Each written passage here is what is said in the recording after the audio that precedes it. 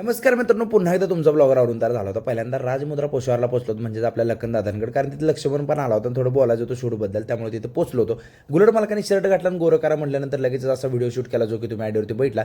दिदीची भाऊजींची एंगेजमेंटची आता शॉपिंगची तयारी चालू होते. त्यासोबतच तिथनं परत मी द्वारकादास श्यामकुमारमध्ये जाऊन मस्तपैकी एक दोन व्हिडिओ शूट करून घेतले आणि त्यानंतर पोचलो होतो आमच्या जिममध्ये. जिममधल्या सगळ्यात देखण्यासारखी असं आमच्या डबल बायसेपची पोज मारले बघू शकता.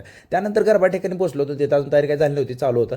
आणि तिथं कोण आले बा, स्वतः शिव भोसले सरकार आलं, त्याला भेटलो. भाऊ लय भारी दिसतो होता बरं का.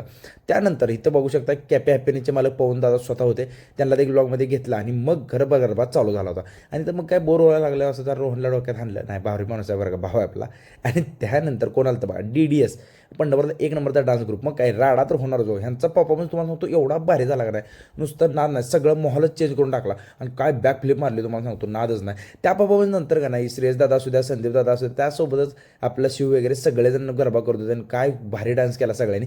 त्यासोबतच का नाही, असं ह्या भावांनी असल्या भारी फ्लिप मारले दोघा, ही पहिली आणि हा भाऊ दुसरी मारतो. आता तुम्हाला एकदम प्रॉपर अशा, आणि गरबामध्ये एवढं सगळं बघायला मिळणार मग काय उभा शेच नाही की. आजचा ब्लॉग इथेच